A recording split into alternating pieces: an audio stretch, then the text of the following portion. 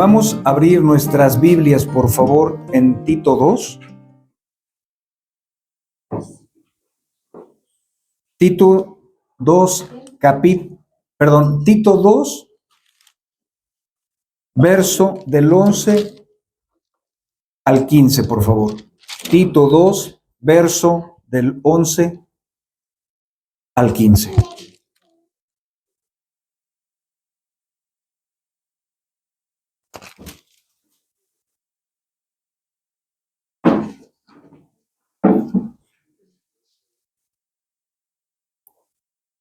Dice así: porque la gracia de Dios se ha manifestado trayendo salvación a todos los hombres, enseñándonos que negando la impiedad y los deseos mundanos, vivamos en este mundo sobria, justa y piadosamente, aguardando la esperanza bienaventurada y la manifestación de la gloria de nuestro gran Dios y Salvador, Cristo Jesús. Él se dio por nosotros para redimirnos de toda iniquidad y purificar para sí un pueblo para posesión suya, celoso de buenas obras. Esto habla, exhorta y reprende con toda autoridad. Que nadie te menosprecie. Ya habíamos hablado un poco del contexto histórico de la carta. ¿Qué estaba sucediendo en esos momentos cuando Pablo le dice a Tito cómo debe de dirigir una iglesia en la isla de Creta? Había desorden. En Tito 1:5 dice: por esta causa te dejé en Creta para que pusieses orden en lo que queda y designes ancianos. En el verso 10 dice: porque hay muchos rebeldes, habladores, vanos y engañadores, especialmente los de la circuncisión. Uno de ellos, su propio profeta, dijo: los cretenses son siempre mentirosos, malas bestias, glotones y ociosos. Este testimonio es verdadero, repréndelos. Después introduce, creo yo, que uno de los textos, esta pequeña pericopa, es uno de los pasajes más importantes de toda la Escritura. Cristo en todo su esplendor. Debían de conducirse de una manera específica, como lo menciona Pablo a Tito. No solo corrige, no solo pone ancianos, debe de concordar lo que ellos creen con su estilo de vida. Vamos a orar, por favor. Acompáñenme a orar para poner esto en las manos del Señor, por favor.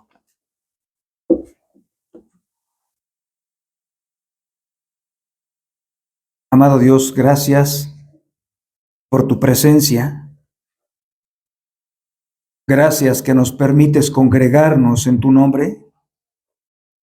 Gracias por perdonar nuestros pecados. Dios, ruego de tu gracia para poder explicar el texto y que los oyentes sean dañados por tu palabra, sean confrontados por tu palabra, que podamos vivir esta vida que tú enseñas, una vida diferente, una vida de victoria, una vida centrada en Cristo y no en el hombre. Amado Dios, gracias también por las personas que hoy te ha placido traer, Señor. Obra en sus corazones, que Cristo sea expuesto gloriosamente en cada uno de ellos, en sus mentes, en sus conciencias. Sabemos cómo entraron, pero no queremos que salgan como entraron, oh Dios. Haz una transformación en sus corazones, que podamos entender todos juntos que la religión no tiene poder para salvar, que no intentamos convencer a nadie de que cambie o abandone su religión. Queremos comprender que Cristo es el único camino y que Cristo otorga la vida, oh Dios. Crea pasión en nuestros corazones por el Evangelio. Genera una necesidad real de ti, oh Dios. Ayúdanos a vivir como Pablo le estaba diciendo a Tito, piadosamente, sobriamente, justamente, porque de eso se carece, no solo en este país, a nivel internacional, Señor. Obra con tu gracia en cada uno de nosotros que podamos comprender que un día vamos a estar delante del gran trono blanco y que vamos a rendirte cuentas a ti, Padre. Crea temor, oh Dios, a través de tu palabra, para que toda la gloria de lo que se hable aquí sea para nuestro Señor y gran Salvador Jesucristo. Me pongo en tus manos confiando en tu grandeza, Señor. En el nombre de Jesús. Amén. Amén. Entonces, ¿cuál era el propósito? En el verso 11, Pablo es muy explícito con Tito. Enseña de acuerdo, en el verso 1, Tito 2, verso 1, enseña de acuerdo lo que está, enseña lo que está de acuerdo con la sana doctrina. Hoy en día, en ese tiempo, había muchos conflictos con muchas corrientes que ya hemos hablado de ellas. Gnosticismo, estaban los fariseos, salvación por obras o Cristo más la circuncisión, malos testimonios. Hablé hace 8 días de que hay un dicho, un adagio muy popular: todos los caminos llevan a Roma, ¿no? Y eso se dijo por Rómulo y Rémulo, que construyeron la provincia romana y todos los caminos realmente sí convergían en Roma. Y de ahí se desprende un adagio muy popular que dicen: todos los caminos llevan a Dios.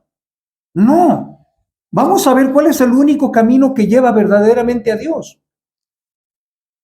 Enseña lo que está de acuerdo, y eso tiene toda la relación. Enseña lo que está de acuerdo con la sana doctrina. Los ancianos, y da las características, cómo deben de ser los ancianos: sobrios, dignos, prudentes, sanos en la fe, en el amor y en la perseverancia. Da instrucciones a los ancianos, son útiles todavía. Da instrucciones a las ancianas muy precisas. Primero, que tengan buen testimonio. Y 2, que sean mujeres productivas, que enseñen a las más jóvenes a amar a sus maridos. Pero no solo eso. ¿Qué les enseña Pablo y qué le dice a Tito que predique en Creta? Que las mujeres sean amables con sus maridos. ¿Por qué lo habrá dicho? Y vamos a ver la gran diferencia de los cretenses, ¿verdad? Que eran comilones, ociosos, mentirosos, poco productivos. Y la gente se daba cuenta que podían entrar a una iglesia y que seguían siendo mentirosos y eran glotones, entrometidos, ociosos, y que las mujeres no se querían sujetar a sus maridos. Pero Pablo dice: porque la gracia de Dios se ha manifestado, trayendo salvación a todos los hombres. Cuando el pasaje dice todos los hombres, no está hablando de género masculino, femenino, no está excluyendo a los niños y a las niñas. Se refiere a la raza humana, no está hablando solo de género. La gracia de Dios se ha manifestado, ¿para qué? Para traer salvación. Pero aquí hay un problema. Muchos comentaristas dicen que hay 2 vertientes, 2 significados. En la gracia de Dios se ha manifestado. Una puede ser resplandeciendo, y la segunda, la gracia de Dios ha aparecido. Pero la parte más importante, lo que Pablo se quiere concentrar, sea cualquiera de las 2 verdades, es que la gracia de Dios es Cristo. Cuando dice en el Evangelio de Mateo 4, luz les resplandeció a los que estaban asentados en valle de sombra de muerte, era la luz. Jesús dijo: yo soy la luz del mundo.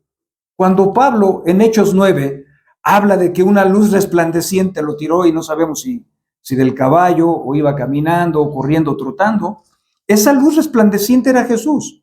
Y esta misma gracia de la que Pablo está hablando, la gracia de Dios, Cristo mismo personificado, trae salvación a todos los hombres. Era una esperanza para aquellos que no habían nacido de nuevo. Era una oportunidad.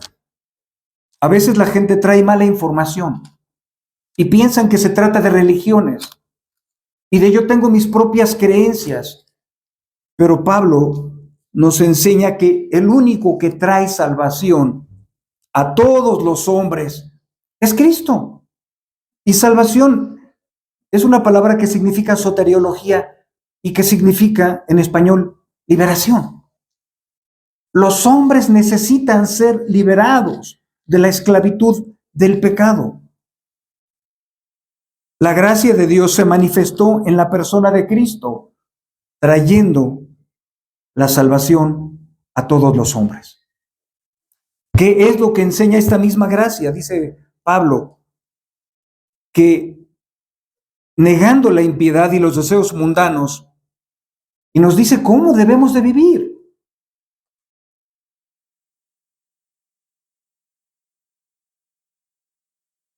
Sobria, justa y piadosamente. La gracia de Dios no solo es una palabra, es la misma persona de Cristo. No solo es una expresión, es Cristo mismo. Lo que no merecíamos, lo que no merecía la audiencia, los judíos, recuerdan que eran arrogantes, ¿no? Que como eran del pueblo escogido, eran arrogantes. Y le decían, ¿se acuerdan a Cristo? Nosotros somos descendientes de Abraham. Y Jesús, ¿qué les dijo? Sí, claro, pásenle. No, si ustedes fueran descendientes de Abraham, las obras de Abraham harían. ¿Y por qué me quieren matar? Ustedes solo son religiosos. Ustedes solo tienen una fe histórica en lo que conocen, en lo que han escuchado, en los profetas. Nicodemo fue a buscar a Jesús de noche, ¿recuerdan? ¿Y qué le dijo Jesús?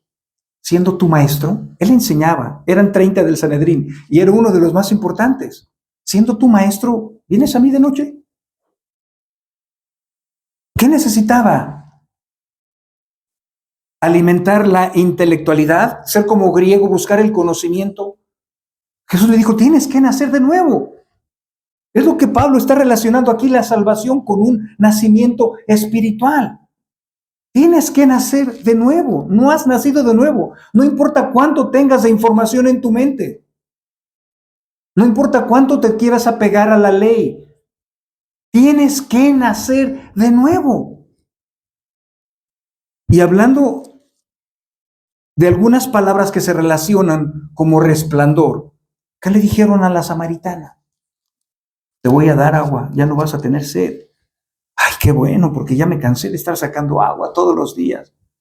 No, hija, no estás entendiendo. El agua que yo te doy va a ser agua de vida. Agua que vas a beber de mí mismo. Yo soy el agua de vida. Yo sacio.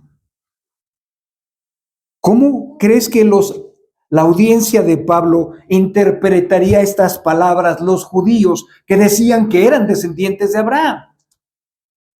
Cuando les dijo, ustedes necesitan la gracia de Dios, ¿verdad? Para que sean salvos. Y les va a enseñar a renunciar primeramente a toda impiedad, a toda clase de maldad. Eso es lo primero que deben de hacer ustedes. Cuando Jesús se manifieste, Él es la salvación misma. Y Él es el mismo Cordero. Ustedes tienen que negar la impiedad, la inmundicia, para que puedan vivir de una manera diametralmente opuesta. ¿Cuántas personas hoy que salen de las iglesias tienen una conducta como aplicación? Una buena conducta aquí. Pero cuando salen, ¿qué dices? Te vas a la inmundicia, a la mundanalidad, a la impiedad. Y Pablo dice, no, cuando se manifieste la gracia de Dios, va a haber algo opuesto en sus vidas. Va a haber un cambio. Va a haber una transformación. Estos cretenses mentirosos, pero estaban en una iglesia, ociosos, flojos. Pero cuando se manifieste la gracia de Dios y traiga salvación a un ser humano, va a haber una gran diferencia. Va a haber una transformación. La salvación no se trata de obras, no se trata de esfuerzos humanos. No se trata de que me voy a portar bien. Se trata de fe, de creer que Jesús es el único cordero que puede liberar al ser humano de la propia esclavitud del pecado. A veces solo somos personas morales. Parecemos buenas personas, pero eso no es suficiente. Cuando se manifiesta la gracia de Dios en la persona de Cristo, quiere traer salvación, quiere liberar a las personas de sus pecados. No solo es una palabra, la gracia nos da lo que no merecemos. Se manifestó en los tiempos de Pablo. Los cretenses deberían de escuchar esa verdad, porque cuando esa gracia golpeara sus conciencias, golpeara sus corazones, ellos ya no iban a ser más mentirosos, ya no iban a ser más ociosos, iban a renunciar, iban a ser enseñados, porque la gracia enseña a través de la palabra de Jesús. Cuando una persona es golpeada por la gracia de Dios, ya no va a vivir de la misma manera. Va a haber un cambio visible. El propio profeta de estos cretenses, ¿qué dijo de su congregación? Estos son ociosos, mentirosos, flojos. Pero están dentro de una iglesia así. Pero siguen siendo así. Pero la gracia, había una esperanza, pero la gracia ya se había manifestado. ¿Qué hacía esa gracia? Iba a traer liberación, iba a traer salvación a todos los hombres. Tenían la oportunidad de ser transformados, tenían la oportunidad de ser perdonados. Pero no lo merecían. Pero por eso es gracia. Es un don inmerecido. La gracia genera una convicción. La verdadera gracia genera una convicción en el corazón. Una perseverancia.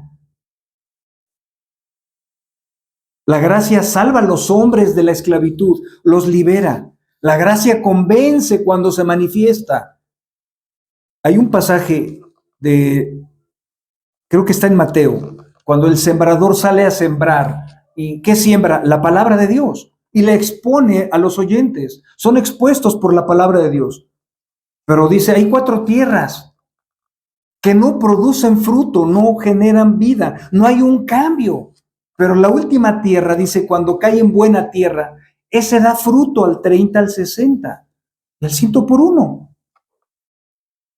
Es una confirmación que cuando la gracia de Dios realmente aborda, toca el corazón, el alma de una persona, esa persona ya no va a poder ser igual. Esa persona ya va a ser transformada.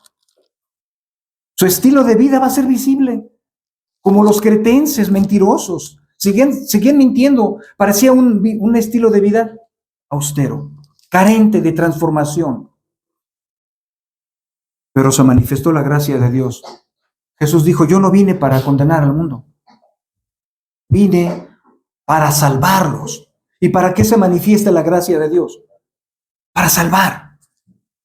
Para salvar. La gracia nos convence del pecado cuando se manifiesta.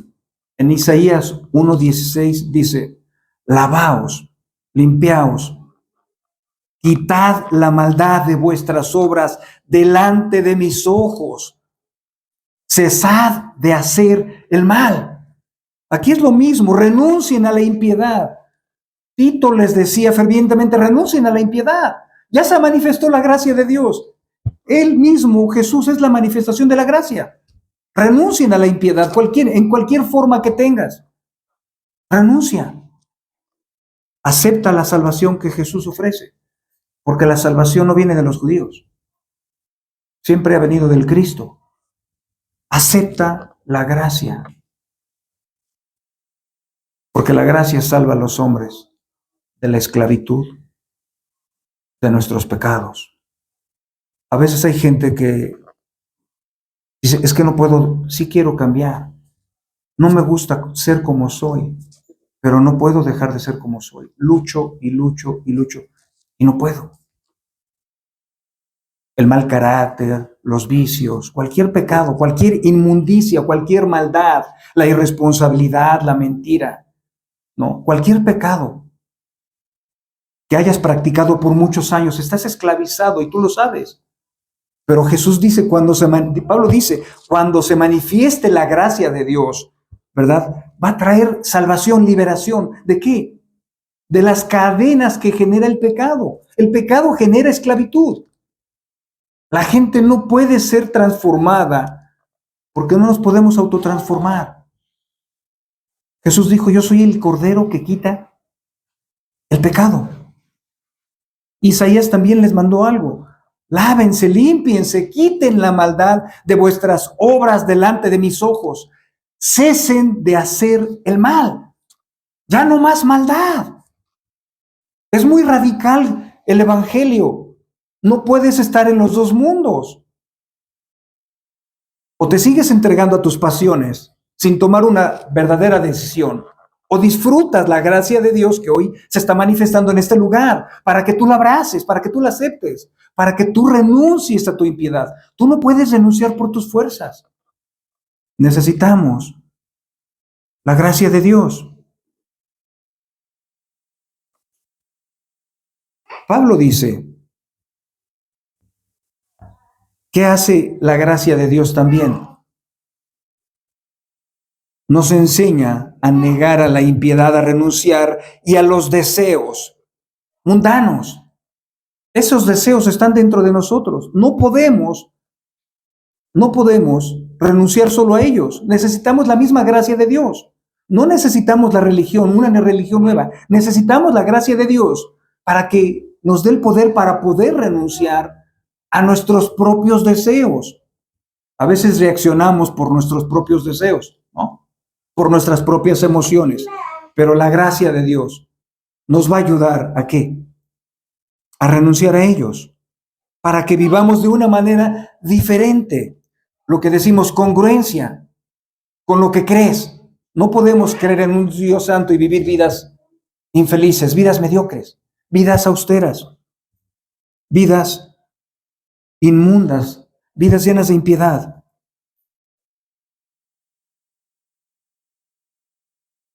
La gracia es la palabra de Dios enseñándonos para poder negarnos a la impiedad. Todos aquellos deseos mundanos van en contra de mandamientos.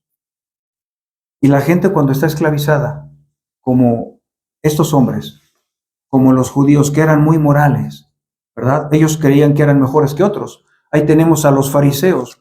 Tenemos ese caso muy conocido, ¿no? El fariseo va a orar y dice, Señor, te agradezco tanto porque no soy como aquellos publicanos, pecadores. Y cuando una persona que está recibiendo la gracia de Dios, que inmediatamente comprendió que no era mejor que nadie, inmediatamente se concentró en él mismo, que dijo, Señor, soy pecador. Pedro dijo lo mismo, soy pecador, aléjate de mí, soy pecador. Esa es la gracia en la persona de Cristo, manifestándose. ¿Cómo Pedro comprendió que era pecador? Jesús estaba con él y ¿qué dijo Pedro cuando estaba pescando? Se sintió redarguido, reprendido por la gracia misma que estaba en Cristo. Aléjate de mí, soy pecador. Pero Jesús dijo en otro pasaje, no he venido a condenar. Tranquilo. He venido a salvar. He venido a salvar lo que se ha perdido. Esa es la gracia misma que ofrece el mismo Jesús. Nos da el propósito, ¿por qué tenemos que renunciar a la impiedad en el verso 14?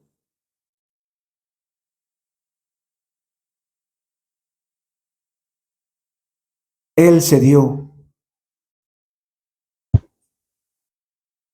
por nosotros. ¿En serio? Sí. Él se dio por nosotros para redimirnos de toda iniquidad y purificar para sí un pueblo para posesión suya. Ya no un pueblo como los cretenses en esa isla, comelones, mentirosos, con mal testimonio, entrando a las iglesias. Ya no eso. Un pueblo para posesión suya, celoso de buenas obras. Esto tenía que ver con un estilo de vida diferente. Cuando la gracia de Dios golpea el corazón de una persona, la persona no lo tendría que estar anunciando. Nos damos cuenta. Empiezan a cambiar sus deseos, sus gustos. Empieza a dejar la impiedad. Empieza a buscar las cosas de arriba. Hay un pasaje muy bonito, dice, deja de hacer lo malo y aprende a hacer lo bueno. ¿Cuál es el propósito de la epístola? Hay una esperanza. Él se dio por nosotros. Él sabía lo que significaba. Él sabía lo que costaba y lo que costó. Él sabía el precio. Él sabía el dolor. Él sabía el abandono de sus amigos. El abandono de los discípulos. Y lo más doloroso, ser aplastados por la ira de Dios. Dios Padre.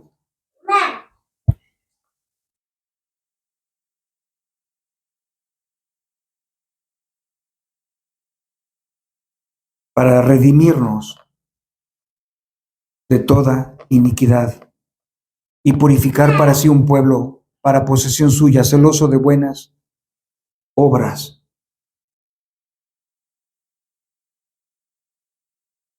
Dios vino al mundo en la persona de Cristo para salvar a las personas de su inmundicia, pero las personas, irónicamente, no quieren ser salvadas.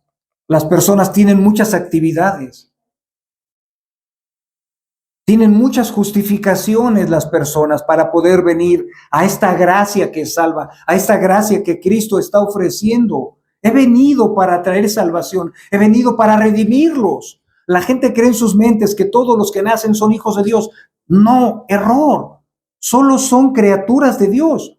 Cuando Dios nos salva, ahora sí formamos parte de su familia, nos redime y ahora dice, ahora ustedes son mi pueblo. Ese era el propósito, redimirlos, unirlos, unificarlos, como dice el texto, un cuerpo, un espíritu, una fe, un bautismo. No somos 10 iglesias de creyentes, somos una iglesia, somos un cuerpo, somos un pueblo que hemos sido redimidos, no porque nosotros decidimos cambiar nuestras vidas, esforzarnos para ser diferentes. Voy a esforzarme para cambiar mi carácter. Voy a esforzarme este año para ser más responsable. No puedo abandonar mi inmundicia si no está la gracia de Dios obrando en mi vida. La gracia de Dios se manifestó en la persona de Cristo y eso trajo esperanza, no solo al pueblo judío, a una audiencia de hombres que estaban dando mal testimonio en la isla de Creta. Entraban a la iglesia y salían y todos los conocían que eran muy mentirosos, ociosos, comilones, bebedores. Pero cuando se manifestó la gracia de Dios, ahora ya no iban a ser un pueblo diferente, iban a ser el pueblo redimido por Dios, un pueblo adoptado, pero un pueblo celoso de buenas obras. La gente dice, hermano, es que yo soy salvo. ¿Y cuándo vas a empezar con las buenas obras? ¿Cuándo vas a empezar a abandonar la inmundicia, la impiedad? ¿Cuándo vas a aprender a vivir piadosamente? Porque eso es lo que hace la gracia de Dios cuando golpea el alma de una persona. Empiezas a vivir piadosamente. La gente dice, es que tengo, hermano, un carácter muy fuerte, no tienes un carácter muy débil. Y la gracia de Dios lo equilibra para tener autocontrol. Eso hace la gracia de Dios, nos ayuda a ser diferentes, porque ya somos un pueblo que ha sido redimido. En el verso 13, este pueblo no vivía por vivir. Este pueblo tenía un propósito. Y Pablo les estaba diciendo cuál era el propósito principal de vivir. La gente vive, porque tiene sus propios planes. Y en tus planes tienes beneficios. Pero Pablo dijo, no, hay algo más importante que todo eso. Y está en el verso 13. Aguardando la esperanza bienaventurada y en la manifestación de la gloria de nuestro gran Dios y Salvador Jesucristo. Su segunda venida. Señores de Creta, señores de San Andrés, no solo es congregarse, reunirse, demostrar que tú estás bajo la gracia, la de Dios, bajo su influencia y tu estilo de vida, ¿verdad? ¿Qué define el cristianismo? Mi mente, lo que yo creo, la teología, no. Es tu vida. Si eres salvo, tienes que manifestar la gracia a través de tu vida, a través de la piedad, a través del amor. Eso es una evidencia verdadera bíblica. ¿Y qué hacemos? Aguardando la esperanza bienaventurada, que Jesús venga por segunda vez. Por todos, no, por su pueblo, por los que Él mismo redimió, el pueblo que Él mismo consiguió por su sangre.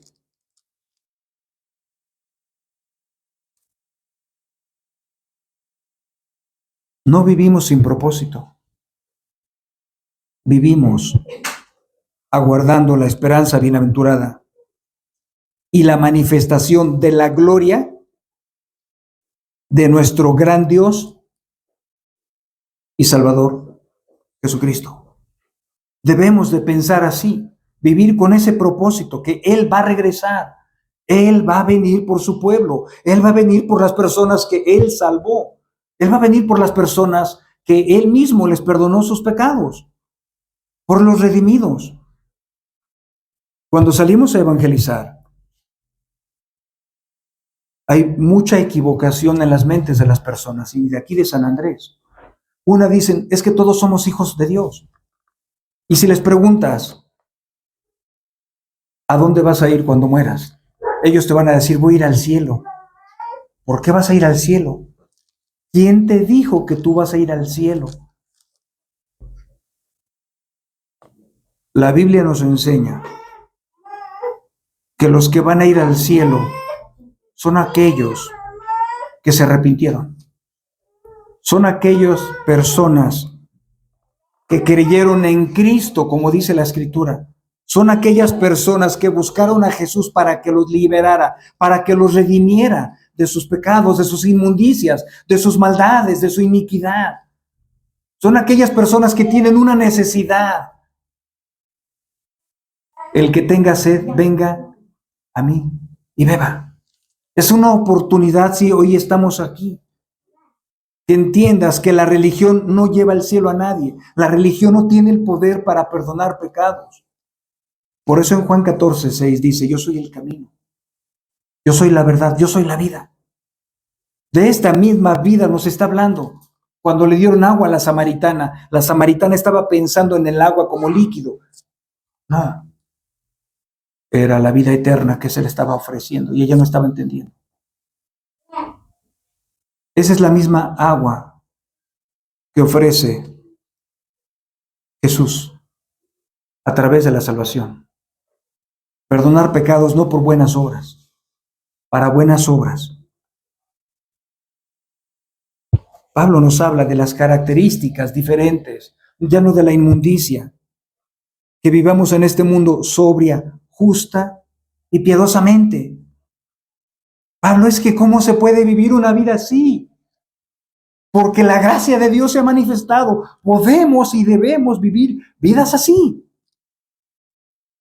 En Mateo 5:6 habla de lo mismo Mateo. Bienaventurados los que tienen hambre y sed de justicia, ellos serán saciados. Rectitud en la manera de vivir. Si nos encantaban los business, las tranzas chuecas, ahora vamos a renunciar a eso, al fraude. Vamos a ser rectos.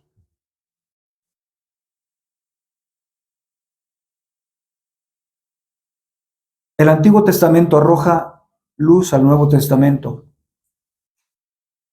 y dice lo mismo y demanda lo mismo en Éxodo 19 del 5 al 6. Ahora pues, si en verdad escucháis mi voz y guardáis mi pacto, fíjate lo que Dios está prometiendo. Si en verdad escuchas mi voz, que tú seguramente la estás escuchando ahorita, ¿verdad?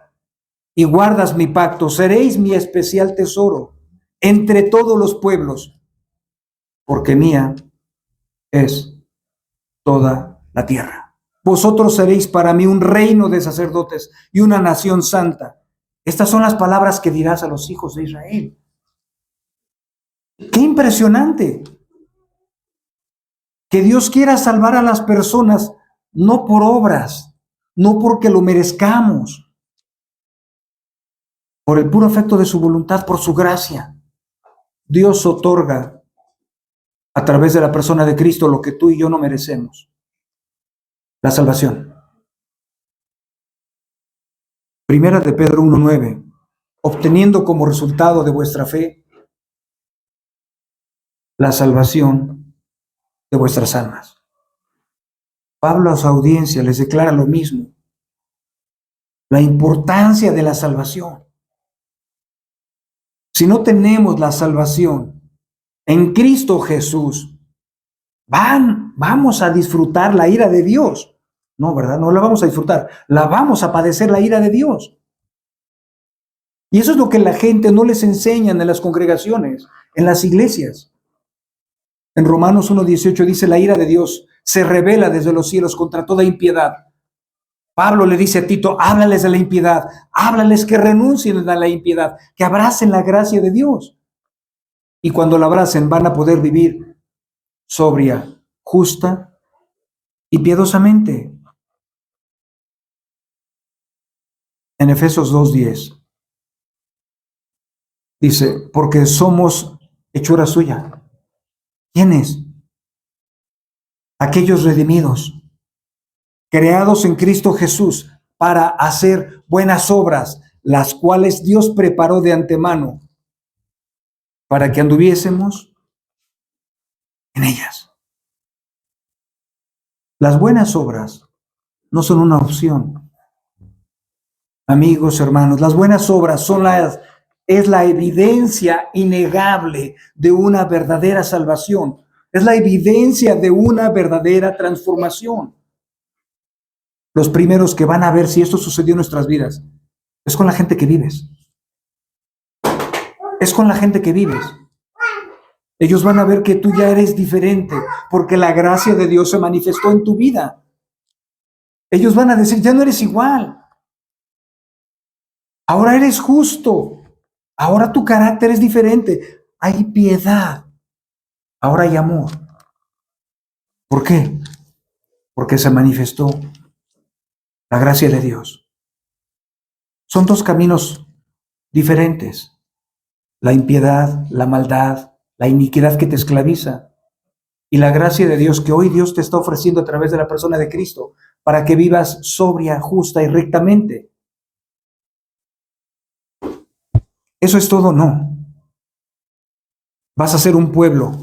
Ya eres una posesión para buenas obras. Y el pueblo mismo, el pueblo que Dios decidió redimir a través de la persona de Cristo, va a estar aguardando la esperanza bienaventurada del Señor, de nuestro gran Dios y Salvador. Vemos que Pablo no está hablando de una religión nueva. Pablo pone en el centro a Cristo como el único que puede traer y en el único que está la gracia de Dios. Por eso se manifestó.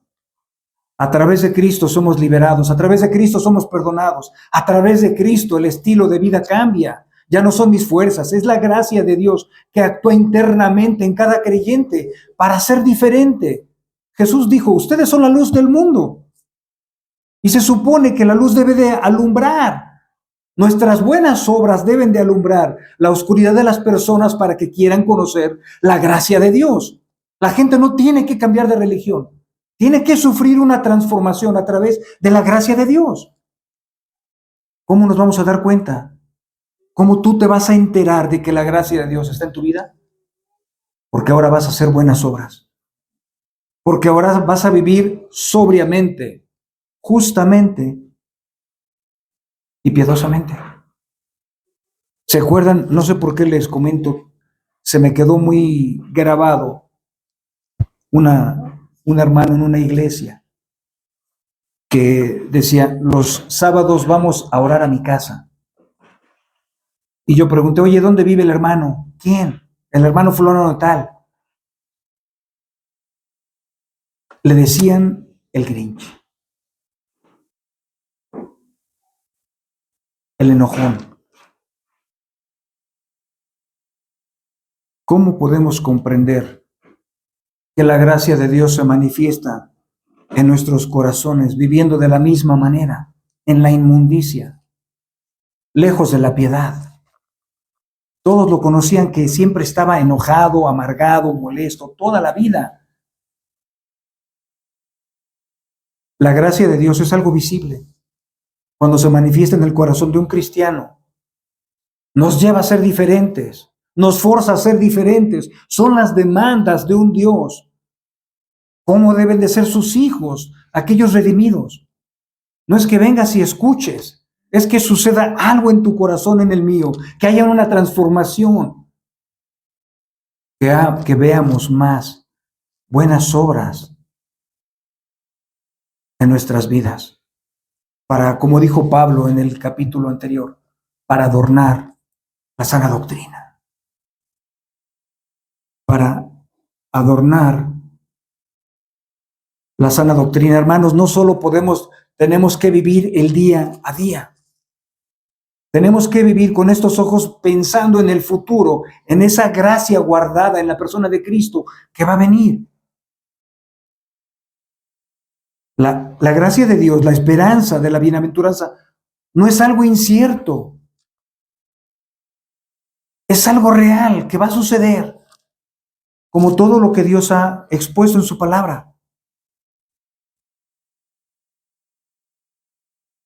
La gracia de Dios no solo es un boleto al cielo, una obra de poder para redimirnos de nuestra propia maldad y hacernos un pueblo distinto, celoso de buenas obras. Las buenas obras no salvan a nadie, pero las buenas obras son la evidencia de que la gracia de Dios está en tu vida.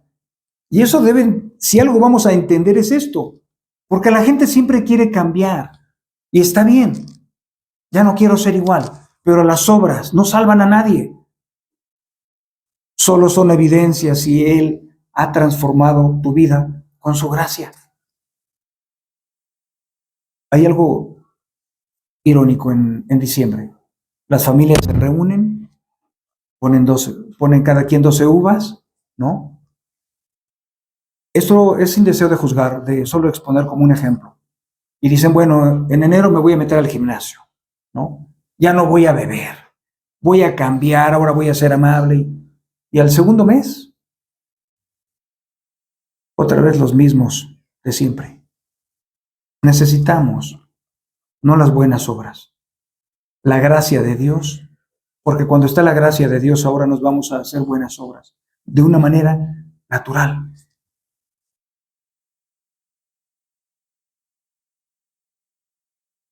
Pablo le dice a Tito, enseña con toda autoridad, no importa que seas más joven. El predicador no es el dueño del mensaje, solo es un embajador de la misma palabra de Dios. Dios está demandando esto, que tengamos buenas obras.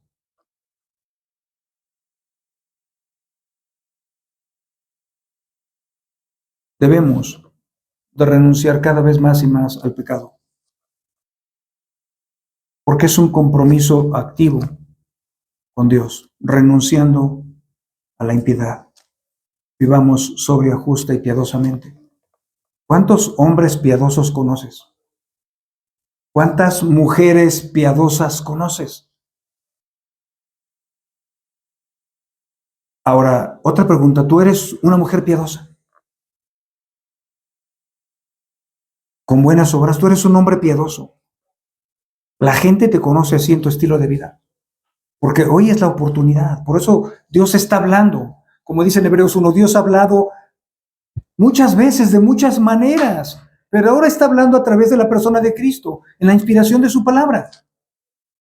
¿Verdaderamente la gente nos conoce porque hay piedad en nuestras vidas? Nos conoce porque tenemos buenas obras, partiendo de la salvación por gracia. Esa es una iglesia saludable, con una doctrina saludable. A veces no estamos haciendo las cosas que Dios demanda. Pero cuando estamos expuestos a su palabra, es una grandiosa oportunidad para comenzar a vivir lo que Dios está ofreciendo a través de la gracia, la piedad, la rectitud, las buenas obras.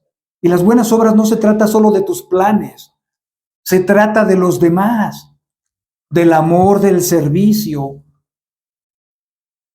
Dice Jesús, en esto van a conocer que son mis discípulos, en que aprendan teología, en que tuvieran amor, los unos por los otros. Esa es una de las mejores obras, que los hermanos se amen, se respeten, se ayuden, se estimulen al amor. Pablo lo dijo en otra epístola, estimúlense al amor y a las buenas obras que Dios predestinó antes de la fundación de los tiempos para que anduviésemos en ellas. No vamos a incursionar nosotros. Las buenas obras, si las hacemos, es porque Dios las predestinó antes de la eternidad pasada. Pero primero necesitamos, los que no han sido redimidos, ser liberados por la gracia de Dios. Hace 20 años, creo yo, estaba alguien predicando Gálatas 5:19. Y fue la primera vez que mi corazón duro estuvo expuesto al Evangelio. Cuando esa gracia golpeó mi corazón,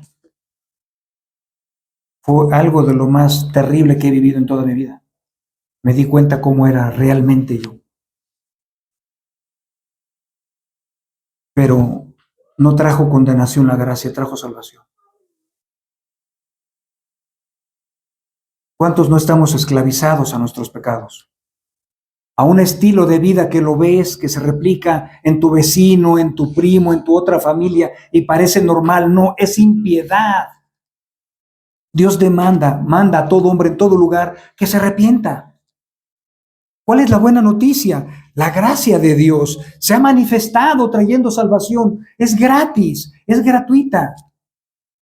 Después de la salvación vienen las buenas obras para estar aguardando los redimidos, la esperanza bienaventurada de la gloria del resplandor de Jesús mismo, viniendo por el pueblo que Él redimió. No creo que tú tengas una mejor noticia que la que tenía Pablo para Tito, para esta iglesia. La gracia de Dios se está personificando en Creta para salvar a los perdidos.